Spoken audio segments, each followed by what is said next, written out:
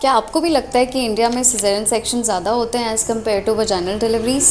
तो reality check, India का overall caesarean section rate है 21%, जबकि डेवलप्ड कंट्रीज़ का, जहाँ पे माना जाता है कि वहाँ पे वजाइनल डिलीवरीज ज़्यादा होती हैं, अमेरिका का 32%, जर्मनी 31% और चाइना जो जहाँ की पॉपुलेशन इतनी ज़्यादा है पर फिर भी वहाँ का caesarean section rate is 36%। So India तो टॉपर नहीं है भाई। रिसेंटली एक रील में मैंने देखा लोग सोशल मीडिया पे पॉपुलर होने के लिए कुछ भी बोलते हैं। वहाँ पे एक सेलिब्रिटी क्लेम करती हैं कि पिछले 15 साल में उन्होंने कभी सिजेरियन सेक्शन नहीं देखा जर्मनी में, वहाँ पे सिर्फ वजाइनल डिलीवरीज होती हैं। तो भाई मुझे कोई ये बताए कि अगर बच्चा उल्टा है, ब्रीच प्रेजेंटेशन है, प्लेसेंटा प्रीविया है, ऑब्स्ट्रक्टेड लेबर है, नॉन प्रोग्रेसिव लेबर है, फेल्ड इंडक्शन है, उन केसेस में जर्मनी में क्या किया जाता है? और रियलिटी तो हम देख चुके हैं कि जर्मनी का caesarean section rate is far high than India. So अपनी कंट्री को डिमीन करके किसी और कंट्री की प्रेज करना कहाँ तक सही है? हाँ, although this is a rising concern कि इंडिया में सिजेरियन सेक्शन रेट्स पहले से काफ़ी बढ़ चुके हैं, बट उनके रीजंस को जानिए। आज कोशिश करते हैं ऑनेस्टली इस बारे में बात करने की। नंबर 1 रीज़न जो हमारे इंडिया में सिजेरियन सेक्शन रेट इतना बढ़ गया है वो है हमारा हेल्थ प्रोफाइल चेंज होना।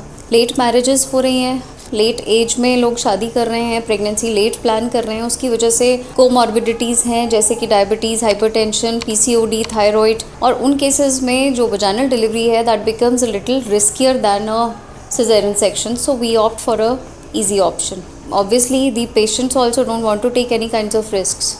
सो सेकेंडली, देखिए जो यूट्रस है उस सिर्फ उसका काम नहीं है नॉर्मल डिलीवरी करना, उसके अलावा जो हमारी पेल्विक बोन्स हैं, लिगामेंट्स हैं, they have to be very lax and flexible for a vaginal delivery to happen।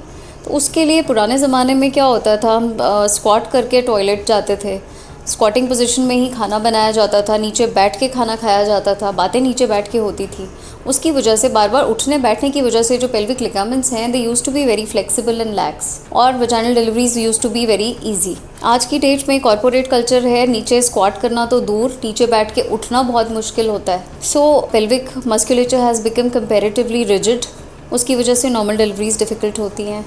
Third and very interesting reason is patients का चॉइस। लोग गूगल से, यूट्यूब से देख के आ जाते हैं कि भाई नॉर्मल डिलीवरी में तो बहुत पेन होती है, हम इतनी पेन ले नहीं सकते डॉक्टर, तो प्लीज़ आप हमारा सिजेरियन सेक्शन ही कर दीजिए। This has become a very big indication now days. Fourthly, बहुत लोग 9 महीने पूरा मेंटली प्रिपेयर्ड होते हैं कि भाई हमने तो नॉर्मल डिलीवरी ही करानी है, लेकिन as soon as they go into active labour, जैसे ही उनका सर्विक्स 2 to 3 सेंटीमीटर्स डायलेट होता है, फिर हमें कॉल्स आना स्टार्ट हो जाती है कि भाई अब हमारा सिजेरियन सेक्शन कर दो, अब मुझसे पेन बर्दाश्त नहीं हो रही। So this has become another indication now. And lastly, as doctors, this is a honest confession on our part कि we don't want to get into medico legal complications and medico legal difficulties, so we opt for a easier options.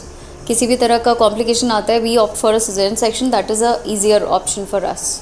अपनी country को demean करने से अच्छा है we look into the real reasons of rising the caesarean section rates. हाँ, unnecessary caesarean sections करना गलत है, लेकिन हर सिजेरियन को अननेसेसरी या गलत बोलना कहाँ तक सही है? I hope this video helps. Thank you.